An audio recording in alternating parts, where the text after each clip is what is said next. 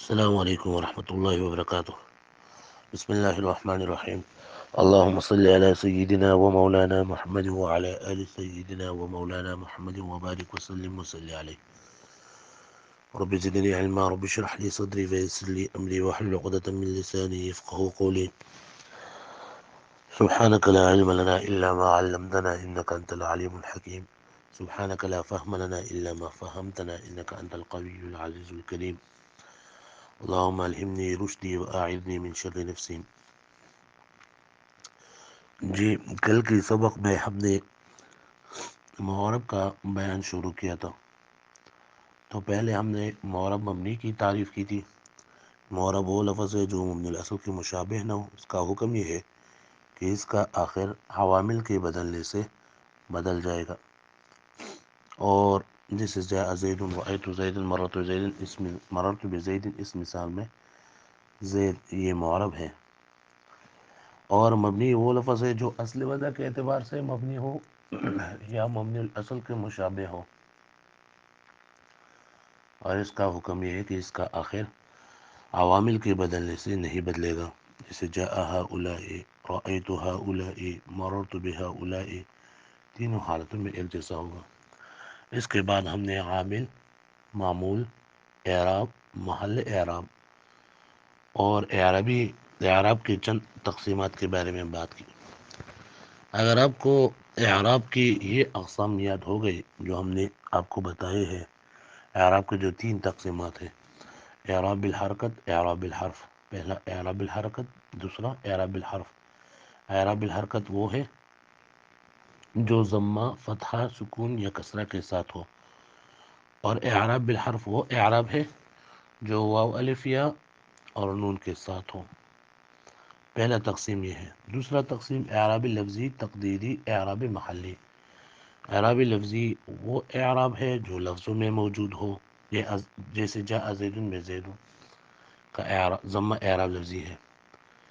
اعراب تقدیری وہ اعراب ہے جو لفظوں میں ظاہر نہ ہو بلکہ مقدر ہو، جیسے جاء موسیٰ میں موسیٰ کا اعراب۔ اور اعراب محلی وہ اعراب ہے جو نہ لفظوں میں موجود ہو نہ مقدر ہو بلکہ عامل کی وجہ سے ایک فرضی تبدیلی مانی گئی ہو۔ اور اعراب تقدیری، اعراب محلی میں فرق یہ ہے کہ اعراب تقدیری معرب کلمہ پر ہوتا ہے اور اعراب محلی مبنی کلمے پر ہوتا ہے۔ جیسے ہم کہ جیسے جاء ھذا، رأیت ھذا، مررت بھذا۔ تو یہ 2 تقسیم ہو گئے۔ اور تیسرا تقسیم ہے اعراب حقیقی، اعراب حکمی۔ اعراب حقیقی وہ اعراب ہے کہ ایک حالت کا اعراب دوسری حالت کے اعراب کے تابع نہ ہو بلکہ تینوں حالتوں میں الگ الگ اعراب ہو۔ اور اعراب حکمی وہ اعراب ہے کہ ایک حالت کا اعراب دوسری حالت کے اعراب کے تابع ہو، جیسے ہم کہے جاء مسلمات، رأیت مسلمات، مررت بمسلمات۔ تو اس میں حالت نسبی تابع ہے حالت جری کے۔ تو اگر یہ 3 تقسیمات آپ نے اچھی طرح یاد کی، اعراب الحرکت، اعراب الحرف، اعراب لفظی، تقدیری، محلی، اور اعراب حقیقی حکمی، تو اس میں متمکن کے جو 16 اقسام ہیں اور اس میں جو 9 قسم کے اعراب جاری ہوتی ہے، تو وہ آپ انشاءاللہ علی وجہ بصیرت اس پر آپ کے علم میں آ جائے گا انشاءاللہ، اور آپ کو بہت زیادہ فائدہ ہوگا۔ اگر یہ آپ کو پکا نہیں ہے، آپ کو یہ یاد نہیں ہے، تو پہلے آپ اس کو یاد کر لیں، اس کے بعد اگلے سبق پر جائیں۔ اس طرح ہم نے کہا کہ معرب کلمہ پر 4 حالات آتے ہیں۔ پہلے حالت رفعی، حالت نصبی، حالت جری اور حالت جزمی۔ تو اس میں متمکن میں حالت رفعی، نصبی، جری، جزمی کا مطلب یہ ہے کہ حالت رفعی سے مراد جو 12 مرفوعات میں سے ایک ہوں، 8 مرفوعات میں سے ایک ہوں، 8 مرفوعات میں سے کوئی ایک ہو۔ حالت نصبی کا مطلب 12 منصوبات میں سے ہونا۔ حالت جری کا مطلب 2 مجرورات میں سے ہونا۔ اور حالت جزمی کا مطلب ہے حروف جازمہ کا آنا، اس پر فعل مضارع پر حروف جازمہ کا آنا۔ تو ہم نے کہا تھا کہ حالت رفعی اور حالت نصبی یہ اسم میں بھی آ سکتی ہے اور فعل میں بھی آ سکتی ہے، اور حالت جری خاص ہے اسم کے ساتھ اور حالت جزمی خاص ہے فعل کے ساتھ۔ تو اس کی علامات ہم نے بیان کی۔ اب اسم متمکن کی تعریف ہم نے بیان کیا کہ اسم متمکن ہو اسم ہے جو مبنی الاصل کے ساتھ مشابہت نہ رکھتا ہو، اور اس کو اسم متمکن اس لیے کہتے ہیں، تمکن معنی ہے جگہ دینا، تو اس پر ہر قسم اعراب آ سکتے ہیں، اس وجہ سے اس کو اسم متمکن کہتے ہیں۔ اور معرب کے دو اقسام ہے، ایک ہے اسم متمکن جب ترکیب میں واقع ہو، اور دوسرا ہے فعل مضارع جب نون جمع مؤنث اور نون تاکید سے خالی ہو۔ تو یہ دو کائنات میں کلام عربی میں صرف دو قسم کے معرب ہے، ایک ہے اسم متمکن جب ترکیب میں واقع ہو، اور دوسرا ہے فعل مضارع جب نون جمع مؤنث اور نون تاکید سے خالی ہو۔ تو یہ دو سبق بہت زیادہ عام ہے، ایک اسم متمکن کا اور دوسرا فعل مضارع کا، اس لیے کہ جتنی بھی ہم نے علم النحو میں اس کی تعریف بیان کی کہ تینوں کلمہ اسم فعل حرف کی اعراب ہم جانیں گے اس علم میں، اور بعض کلمات کو بعض سے جوڑنے کا طریقہ ہم اس فن میں سیکھ لیں گے۔ تو جتنی بھی معمولات ہے، چاہے ہو مرفوعات ہو، چاہے منصوبات ہو، چاہے مجرورات ہو، چاہے توابع ہو، وہ اسم متمکن کے اقسام میں سے کوئی نہ کوئی قسم ضرور ہوگا، اسم متمکن کی قسم میں ضرور ہوگا۔ تو یہ بہت زیادہ اہم سبق ہے۔ اسم متمکن کی 16 اقسام ہے، جس میں 9 قسم کی اعراب جاری ہوتی ہے، اور اس 9 قسم اعراب کو اصناف تسعہ کہتے ہیں، اصناف تسعہ کہتے ہیں۔ تو اسم متمکن جو 16 اقسام ہیں وہ ہم نے آپ کو بتایا تھا کہ ہم اس کو اجمالاً ایسے طریقے سے بیان کر لیں گے اور یاد کر لیں گے کہ اس سے 9 اصناف ہمیں واضح ہو جائے۔ تو ہم نے آپ کو بتایا کہ ہم اس کو 9 وقفوں میں، یعنی 9 دفعہ ہم اس پر سانس لیں گے، اور ہم کہیں گے کہ اسم متمکن کی 16 اقسام ہیں، جو کہ اجمالاً یہ ہے: مفرد منصرف صحیح، مفرد منصرف جاری مجرائی صحیح، جمع مکسر منصرف صحیح،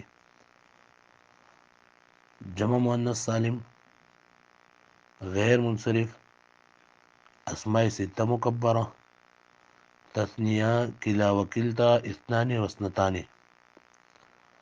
جمع مذکر سالم الو عشرون تا تسعون، اسم مقصور منصرف غیر جمع مذکر سالم مضاف بیا متکلم، اسم منقوص اور جمع مذکر سالم مضاف بیا متکلم۔ تو یہ تو اجمالاً ہو گئی اسم متمکن کی اقسام۔ اب اس میں پہلا قسم جس کو الصنف الاول کہتے ہیں، وہ اسم متمکن کی 3 اقساموں کو شامل ہے۔ اسم متمکن کی 3 اقسام: مفرد منصرف صحیح، مفرد منصرف جاری مجرائی صحیح، اور جمع مکسر منصرف صحیح۔ اس میں پہلا قسم اعراب جاری ہوگا۔ پہلا قسم اعراب ہے اعراب بالحرکت لفظی حقیقی۔ اب آپ نے اگر یہ اصطلاحیات کیا ہوگا تو آپ کے لیے بہت زیادہ آسان ہوگا۔ اعراب بالحرکت لفظی حقیقی، تو اعراب بالحرکت سے آپ کیا سمجھے کہ اس پر ضمہ کسرہ فتحہ آ جائے گا۔ لفظی سے آپ کیا سمجھے کہ وہ ہم اس کو دیکھ لیں گے، ہم اس کو پڑھ لیں گے، اور حقیقی مطلب یہ ہے کہ اس میں حالت رفعی کا جدا اعراب ہوتا ہے، نصبی کا جدا اعراب ہوتا ہے، اور حالت جری کا جدا اعراب ہوتا ہے۔ تو پہلے صنف میں اعراب بالحرکت لفظی حقیقی ہے۔ اب ایک دفعہ اس کا خلاصہ سن لیں کہ اصناف میں 9 اصناف ہے، تو اس میں پہلی 3 جو ہے اس میں اعراب بالحرکت لفظی ہوتا ہے، پہلے میں اعراب بالحرکت لفظی ہوتا ہے پہلی 3 میں، پھر اس پہلے میں حقیقی اور دوسرے میں 2 اور 3 میں اعراب بالحرکت لفظی حکمی ہے۔ اس طرح 4 5 6 یعنی صنف الرابع، صنف الخامس، صنف السادس میں اعراب بالحرف لفظی ہے، اعراب بالحرف لفظی ہے۔ پھر چوتھے میں اعراب بالحرف لفظی حقیقی ہے، اور پانچویں اور چھٹے میں اعراب بالحرف لفظی حکمی ہے۔ اس طرح الصنف السابع میں اعراب بالحرکت تقدیری لفظی ہے، اعراب بالحرکت تقدیری حقیقی ہے، اعراب بالحرکت تقدیری حقیقی یعنی ہر حلق کی جدا جدا۔ اور آخر دو جو میں ہے الصنف الثامن میں اعراب بالحرکت تقدیری حقیقی، تقدیری حقیقی صرف ایک میں حالت نسبی میں یہ ظاہر ہوتا ہے، اور آخری میں اعراب بالحرف لفظی حکمی ہوتا ہے۔ تو یہ اس کا خلاصہ تھا۔ اب آ جائے آپ کو الصنف الاول۔ الصنف الاول ہم کہتے ہیں حالت رفعی اس کا ضمہ لفظی کے ساتھ، حالت نسبی فتحہ لفظی کے ساتھ، اور حالت جری کسرہ لفظی کے ساتھ۔ اس کا یہ اسم متمکن کا یہ قسم اصناف میں یہ قسم یہ خاص ہے اسم متمکن کی پہلی تین اقسام کے ساتھ: مفرد منصرف صحیح، مفرد منصرف جار مجرائے صحیح، اور جمع مکسر منصرف صحیح کے ساتھ۔ مفرد منصرف صحیح کسی کہتے ہیں؟ مفرد کا مطلب ہے یعنی ایک اسم جو مفرد ہو، تثنیہ اور جمع نہ ہو، منصرف ہو، غیر منصرف نہ ہو۔ اس کے بعد انشاءاللہ کل کے سبق میں ہم بیان کر لیں گے منصرف اور غیر منصرف کو تفصیلاً۔ منصرف ہو، غیر منصرف نہ ہو، اور صحیح ہو۔ نحویوں کی اصطلاح میں، نحویین کی اصطلاح میں صحیح کا تعریف یہ ہے کہ اس کی آخر میں حرف علت نہ ہو، کہ اس کی آخر میں حرف علت نہ ہو۔ جیسے زید، تو یہ مفرد منصرف صحیح ہے۔ مفرد منصرف صحیح کیوں ہے؟ زید مفرد ہے اس لیے کہ تثنیہ اور جمع نہیں ہے، منصرف ہے یعنی غیر منصرف نہیں ہے، اور صحیح ہے۔ نحویوں کی اصطلاح میں صحیح اس کو کہتے ہیں جس کے آخر میں حرف علت نہ ہو، اور صرفین کی نزدیک صحیح ہو ہوتا ہے جس کے فا عین لام کی فا عین لام کلمے کے مقابلے میں نہ تو حروف علت ہو، نہ حمزہ ہو، اور نہ دو حروف ایک جنس کے ہو، لیکن نحویوں کی اصطلاح ایسا نہیں ہے۔ دوسرا ہے مفرد منصرف جاری مجرا صحیح۔ اس کا مطلب یہ ہے مفرد ہو یعنی تثنیہ جمع نہ ہو، منصرف ہو یعنی غیر منصرف نہ ہو، اور جاری مجرا صحیح، قائم مقام صحیح بھی اس کو کہتے ہیں، قائم مقام صحیح، اور جاری مجرائی صحیح بھی اس کو کہتے ہیں۔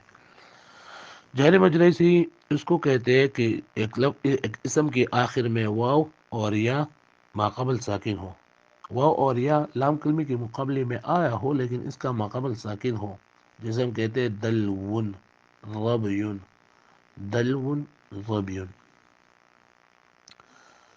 اس میں آپ یہ بات یاد رکھیے کہ جس مفرد کے آخر میں واو یا مشددہ آ جائے وہ بھی مفرد منصرف جاری مجرا کے حکم میں داخل ہوگا، کیونکہ مشدد حروف ایسے دو حرفوں کے حکم میں ہے جس میں پہلا ساکن اور دوسرا متحرک ہو۔ پس عدوون یہ جاری مجرائی صحیح ہے اس لیے کہ اس کے آخر میں واو ماقبل مضموم آیا ہے، واو ماقبل ساکن آیا ہے، عدوون۔ اس طرح نبی، نبی یہ بھی مفرد منصرف جاری مجرائی صحیح ہے۔ اور تیسرا ہے جمع مکسر منصرف صحیح، یعنی جمع ہو واحد تثنیہ جمع نہ ہو، مکسر ہو یعنی سالم نہ ہو، اب مکسر سالم کی تعریف آپ نے بیان کی ہے، اور منصرف ہو یعنی غیر منصرف نہ ہو، اور صحیح ہو یعنی اس کی آخر میں حرف علت نہ ہو، جیسے رجال۔ تو مفرد منصرف صحیح، جار مجرا صحیح، اور جمع مکسر منصرف صحیح، ان تینوں قسموں کا اعراب حالت رفعی میں ضمہ لفظی کے ساتھ، اور حالت نسبی میں فتحہ لفظی کے ساتھ، اور حالت جری میں کسرہ لفظی کے ساتھ، اور یہ اعراب بالحرکت لفظی حقیقی ہے۔ اعراب بالحرکت یعنی زبر زیر پیش سے ہوتا ہے، لفظی یعنی جس کو ہم دیکھ لیں، اور حقیقی کہ اس میں ہر حالت کی جدا جدا اعراب ہوتا ہوں۔ اس کا مثال ہے جاء زید ودلون ورجال، یہ حالت رفعی کی مثال ہے، جاء زید حالت رفعی۔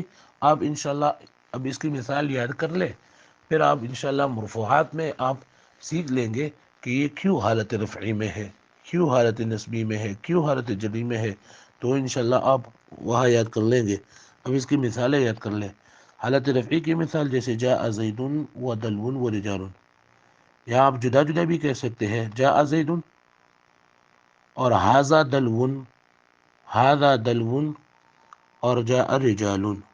حالت نسبی کی مثال رأیت زیدن، رأیت دلون، رأیت رجالا.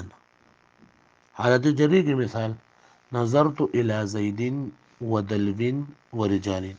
دلو ڈول کو کہتے ہیں جس سے ہم پانی بھر لاتے ہیں کنویں سے، کو دلون کہتے ہیں. دوسرا صنف اور اس میں متمکن کی چوتھا قسم جمع مؤنث سالم.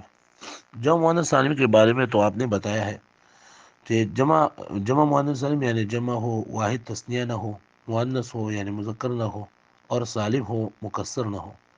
اور جمع مؤنث سالم کس کو کہتے ہیں؟ جمع مؤنث سالم اس جمع کو کہتے ہیں جس کے آخر میں الف اور تا زائد آیا ہو، جیسے مسلمات. اس قسم کا اعراب بالحرکت لفظی حکمی ہوتا ہے. اعراب بالحرکت لفظی حکمی، اگر آپ نے وہ یاد کیا ہے تو آپ کو کوئی مسئلہ نہیں ہوگا. اعراب بالحرکت یعنی زبر زیر پیش کے ساتھ لفظی ہم اس کو دیکھ لیں گے، اور حکمی یعنی ایک حالت دوسری حالت کے تابع ہوں گے. یعنی حالت رفع میں ضمہ لفظی کے ساتھ، حالت نسبی اور جری دونوں میں کسرہ لفظی کے ساتھ. حالت رفع کی مثال جیسے جاء مسلمات، حالت نسبی کی مثال رأیت مسلمات. حالت جری کی مثال مررت بمسلمات. اب آپ دیکھیے کہ حالت نسبی میں بھی کسرہ آ گیا اور حالت جری میں بھی کسرہ آ گیا، تو یہ اعراب حکمی ہوتا ہے کہ جس میں ایک حالت دوسری حالت کے تابع ہو. الصنف الثالث یعنی تیسرا قسم جو کہ اس میں متمکن کے پانچواں قسم ہے غیر منصرف. غیر منصرف وہ اسم ہے جس میں اسباب معنی صرف میں سے دو اسباب ہو، یا ایک ایسا سبب موجود ہو جو دو اسباب کے قائم مقام ہو. وہ اسم جس میں اسباب معنی صرف میں سے دو اسباب ہو، یا ایک ایسا سبب جو دو اسباب کے قائم مقام ہو، جیسے مساجد یا احمد عمر. انشاءاللہ کل کے سبق میں ہم منصرف غیر منصرف پر بات کریں گے، اور اسباب منصرف بھی انشاءاللہ بیان کر لیں گے. تو اس تیسری قسم میں کا اعراب بالحرکت لفظی حکمی ہوتا ہے. اعراب بالحرکت لفظی حکمی، اور جیسا جمع مؤنث سالم کا تھا اس طرح یہ بھی ہے، لیکن دونوں میں فرق ہے کہ وہ حالت نسبی تابع حالت جری کا تھا، یہ حالت جری تابع حالت نسبی کی ہے. غیر منصرف کا اعراب حالت رفع میں ضمہ لفظی، حالت نسبی اور جری میں فتحہ لفظی کے ساتھ ہوتا ہے، جیسے جاء عمر، رأیت عمر، اور مررت بعمر. رأیت عمر، مررت بعمر، اس میں حالت جری تابع حالت نسبی کی ہے. الصنف الرابع اسماء ستہ مکبرہ. اسماء ستہ مکبرہ اس سے مراد 6 اسماء ہے: ابن، اخن، حمن، ہنن، فمن، اور ذو مال میں ذو. ابن، اخن، حمن، ہنن، فمن، اور ذو. ان 6 قسموں کا اعراب بالحرف لفظی حقیقی ہے. اعراب بالحرف آپ نے بتایا کہ واو الف یا کے ساتھ ہوتا ہے، اور لفظی ہم اس کو دیکھ لیں گے، اور حقیقی کہ ہر حالت کی جدا جدا اعراب ہوتے ہیں. تو اس کا حالت رفعی میں واو ما قبل مضموم، حالت نسبی میں الف ما قبل مفتوح، اور حالت جری میں یا ما قبل مکسور کے ساتھ. حالت رفعی کی مثال جیسے جاء اخوک، حالت نسبی کی مثال جیسے رأیت اخاک، اور حالت جری کی مثال جیسے مررت باخیک. اسماء ستہ مکبرہ کی اعراب کی شرائط، یعنی جو اس پر یہ قسم اعراب آتا ہے حالت رفعی میں واو کے ساتھ، حالت نسبی میں الف کے ساتھ، حالت جری میں یا کے ساتھ، تو اس قسم اعراب کے لیے ذو کے علاوہ جو باقی 5 ہے نا، ذو کے علاوہ اس کی اعراب کے لیے 4 شرائط ہے کہ یہ اس اسماء مفرد ہوگے، تثنیہ اور جمع نہ ہوگے. اگر تثنیہ اور جمع ہوگا تو اس پر تثنیہ اور جمع اور اعراب جاری ہوگا. نمبر 2، یہ اسماء مکبر ہو مصغر نہ ہو. اگر یہ مکبر نہ ہو بلکہ مصغر ہو تو ان کا اعراب مفرد منصرف صحیح والا ہوگا. نمبر 3، یہ اسماء ستہ مضاف ہو. اگر مضاف نہ ہو تو پھر ان کا اعراب مفرد منصرف صحیح والا ہوگا، جیسے ہم صنف الاول. اور چوتھا یہ ہے کہ یہ اسماء یا متکلم کے علاوہ کی طرف مضاف ہو. اگر یہ متکلم کی طرف مضاف ہو تو ان کا اعراب الصنف السابع والا ہوگا، غلامی کتابی کی طرح تقدیری ہوگا. تو چوتھا الصنف الرابع ہے حالت رفعی واو ما قبل مضموم، حالت نسبی الف ما قبل مفتوح، اور حالت جری یا ما قبل مکسور۔ اب یہ قسم اعراب خاص ہے اسماء ستہ مکبرہ کے ساتھ۔ اسماء ستہ مکبرہ اب، اخ، حم، ہن، فم، ذو مال میزو۔ الصنف الخامس، الصنف الخامس میں اعراب بالحرف لفظی حکمی ہوتا ہے۔ اعراب بالحرف لفظی حکمی، اور اس کا حالت رفعی الف ما قبل مفتوح کے ساتھ، اور حالت نسبی و جری یا ما قبل مفتوح کے ساتھ۔ یہ قسم اعراب خاص ہے مثنی یعنی تثنیہ، کلا و کلتا، اور اثنان اثنتان کے ساتھ۔ تثنیہ جیسے رجلان، اس کے بارے میں بات ہوئی تھی۔ کلا و کلتا، یہ جب ضمیر کی طرف مضاف ہو تو اس کا یہ اعراب ہوگا کلاہما، کلتیہما، کلیہما، کلتاہما۔ اور یہ کلا و کلتا تاکید کے لیے آتا ہے، تثنیہ میں تاکید کے لیے آتا ہے۔ آپ انشاءاللہ تاکید توابع میں جو تاکید ہے نا، اس کی تاکید معنوی کے جو الفاظ ہیں، تاکید لفظی، وہ انشاءاللہ آپ وہاں بیان کر لیں گے۔ اور تثنیہ اور کلا وکلتا اثنان اثنتان کو، کلا وکلتا اثنان اثنتان کو ملحق بتثنیہ بھی کہتے ہیں، ملحق بتثنیہ بھی کہتے ہیں۔ اور تثنیہ مثنی جیسے رجلان ہے، اس کو تثنیہ حقیقی، کلا وکلتا اس کو تثنیہ حکمی، اور اثنان اثنتان اس کو تثنیہ صوری کہتے ہیں۔ حالت رفعی کی مثال جیسے جاء رجلان کلاہما و اثنان۔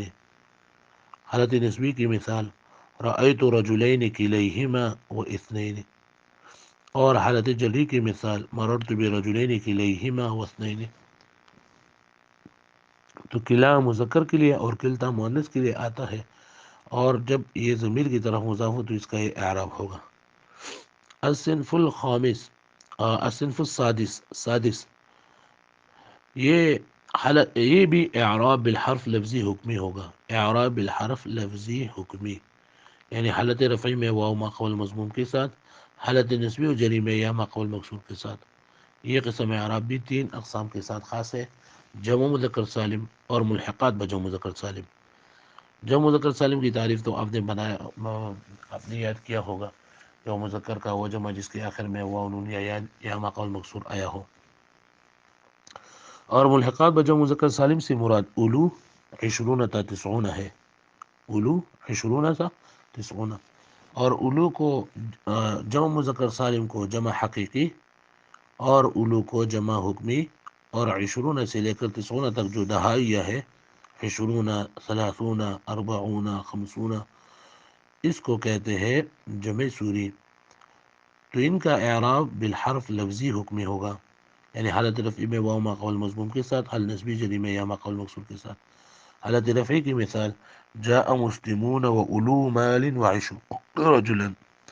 حالت نسبی کی مثال رأیت مسلمین و اولی مال و عشرین رجلا۔ اور حالت جری کی مثال مررت بمسلمین و اولی مال و عشرین رجلا۔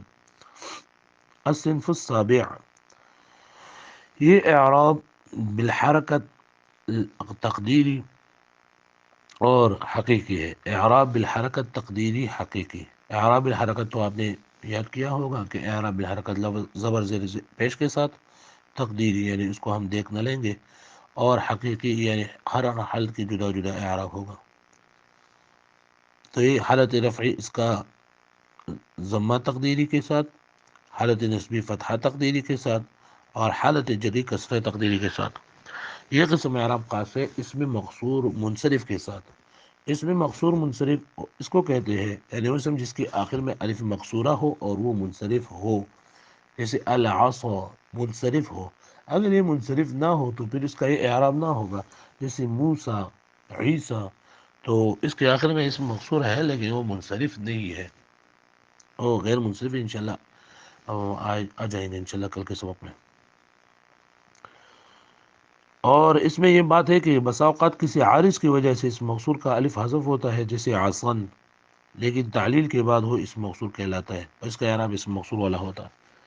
تو ایک قسم اعراب الصنف السابع خاص ہے اسم مقصور منصرف کے ساتھ، اور اس کے ساتھ ہے غیر جمع مذکر سالم مضاف بہ متکلم، یعنی ایک لفظ ایسا ہو جو جمع مذکر سالم نہ ہو، جو جمع مذکر سالم نہ ہو اور اس کا اضافت یا متکلم کی طرف ہو گیا ہو، جسے ہم کہتے ہیں غلامی، تو غلام جمع مذکر سالم نہیں ہے، اس کا اضافت یا متکلم کی طرف ہوا ہے۔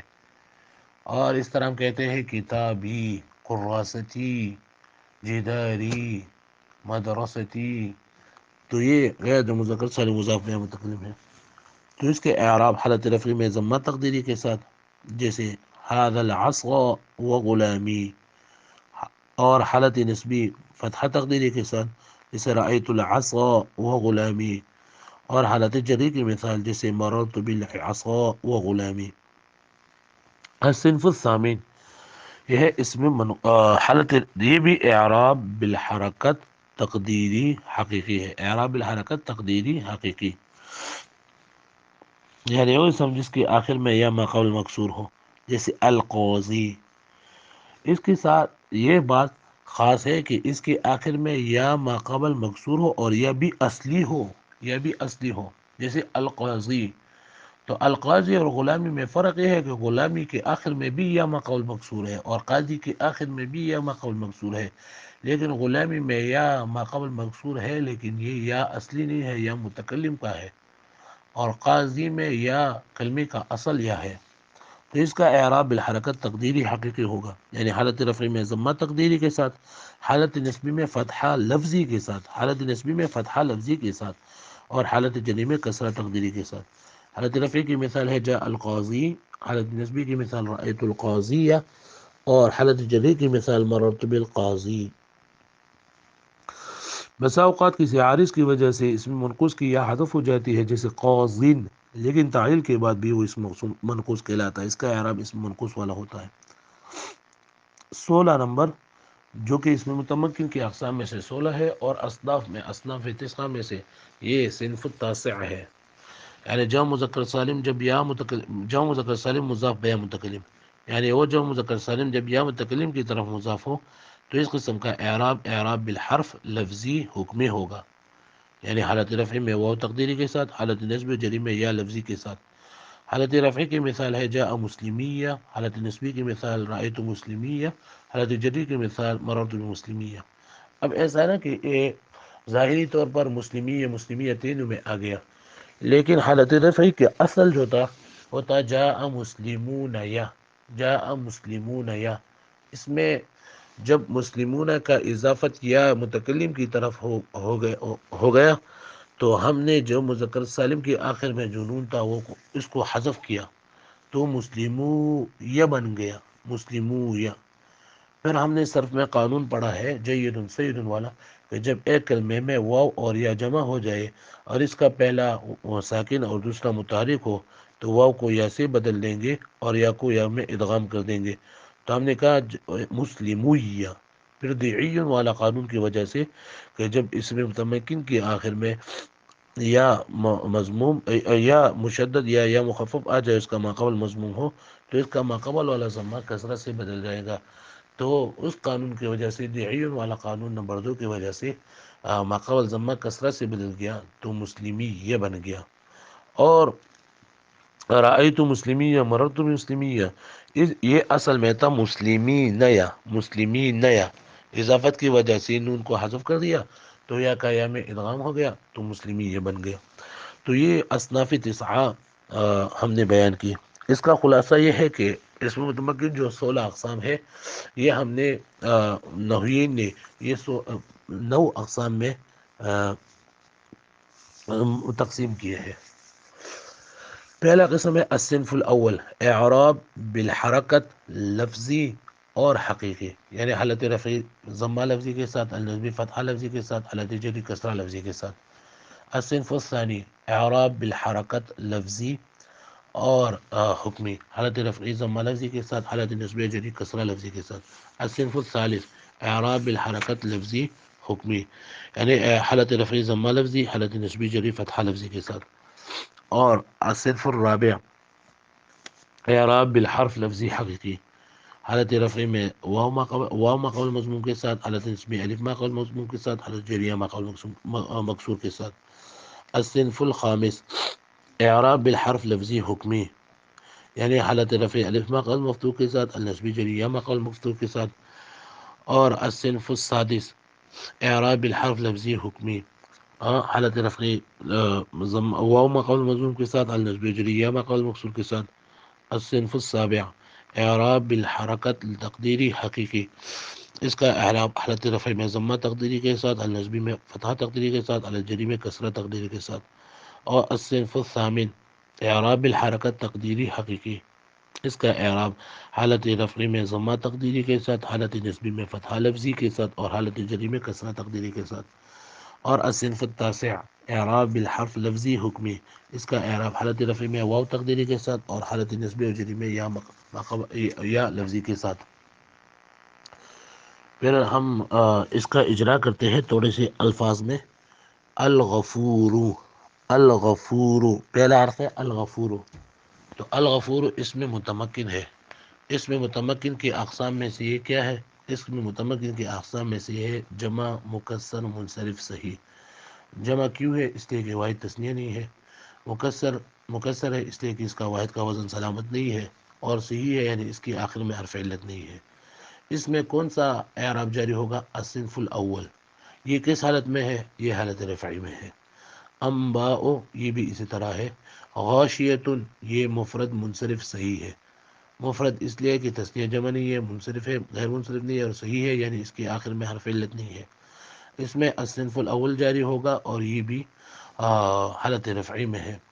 السماوات، السماوات، یہ جمع مؤنث سالم ہے، جمع مؤنث سالم ہے، جمع مؤنث سالم ہے اس لیے کہ اس کی آخر میں الف اور تا زائد آیا ہے۔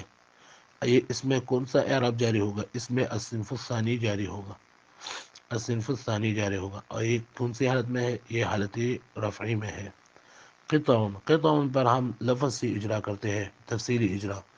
قطع لفظ ہے اس لیے کہ منہ سے نکلا ہوا ہے۔ لفظ کی دو قسمیں ہیں، موضوع محمل، اس میں یہ موضوع ہے اس لیے کہ معنی دار لفظ ہے اور مستعمل بھی ہے۔ لفظ موضوع کی دو قسمیں ہیں، مفرد مرکب، اس میں یہ مفرد ہے، اس میں یہ مفرد ہے اس لیے کہ تنہا لفظ ہے اور ایک معنی پر دلالت کرتا ہے۔ مفرد کو کلمہ کہتے ہیں۔ کلمہ کی تین اقسام ہے، اسم، فعل، حرف۔ اس میں سے اسم ہے، علامات اسم میں سے اس میں آخر میں تنوین آیا ہے اور یہ جمع ہے۔ پھر اس کے بعد اسم کی تقسیمات میں سے پہلا تقسیم واحد تثنیہ جمع کے اعتبار سے یہ جمع ہے اس لیے کہ دو سے زیادہ افراد پر دلالت کرتا ہے۔ پھر جمع کی دو اقسام ہے، جمع سالم، جمع مکسر۔ اس میں سے جمع مکسر ہے اس لیے کہ اس کا واحد کا وزن سلامت، اس میں واحد کا وزن سلامت نہیں ہے۔ جمع مکسر کی دو اقسام ہے، جمع قلت، جمع کثرت۔ اس میں سے جمع کثرت ہے اس لیے کہ جمع قلت کے اوزان میں سے نہیں ہے۔ جمع کثرت کی دو قسمیں ہیں، جمع منتہی الجموع، جمع غیر منتہی الجموع۔ اس میں یہ جمع غیر منتہی الجموع ہے اس لیے کہ جمع غیر منتہی الجموع کے اوزان میں سے یہ فعال کے وزن پر ہے۔ پھر دوسرا تقسیم مذکر مؤنث کے اعتبار سے یہ مذکر ہے اس لیے کہ اس میں علامت تانیث نہیں ہے۔ تیسرا تقسیم معرفہ نکرہ کے اعتبار سے یہ نکرہ ہے اس لیے کہ معرفہ کے اقسام میں سے نہیں ہے۔ چوتھا مصدر جامد مشتق میں سے یہ جامد ہے، اور اس میں متمکن غیر متمکن میں سے اس میں متمکن ہے۔ اب آگے پانچواں قسم اس میں متمکن ہے۔ اس میں متمکن کی 16 اقسام میں سے یہ جمع مکسر منصرف صحیح ہے، جمع مکسر منصرف صحیح ہے۔ اس میں کون سا اعراب جاری ہوگا؟ اس میں الصنف الاول جاری ہوگا۔ الصنف الاول کیا ہے؟ حالت رفعی ضمہ لفظی کے ساتھ، حالت نسبی فتحہ لفظی کے ساتھ، حالت جری کسرہ لفظی کے ساتھ۔ یہ کون سی حالت میں ہے؟ یہ حالت رفعی میں ہے۔ آپ کو کیسے پتہ چلا؟ اس لیے کہ حالت رفعی ضمہ کے ساتھ ہوتا ہے۔ اس طرح دوسرا پیج ہے، او تکون لک جنت من نخیل وعنب فتفجر الانہار خلالها تفجیرا، تو اس میں جنت ہے، نخیل ہے، عنب ہے، انہار ہے، اس پر سب پر اجرا کرنا ہے۔ ونحشرهم يوم القيامة على وجوههم عميا وبكما وصما، اس میں عمی بکم صم وجوہ اس پر اجرا کرنا ہے۔ میرے خیال میں آپ اس میں کوئی مشکل نہیں ہے، اگر آپ کو جو بھی مشکل لگتا ہو تو آپ مجھ سے یہ بیان کر سکتے ہیں۔ اللہ تعالی ہم سب کا حامی و ناصر ہو۔ اللہ تعالی ہم سے اپنی دین کا کام اچھی طریقے سے لے لے، اور اللہ تعالی ہم کو قبولیت سے نوازے۔ اللہ تعالی ہماری سب مشکلات کو اپنے فضل و کرم سے اللہ تعالیٰ قبول کر لے. السلام علیکم ورحمۃ اللہ.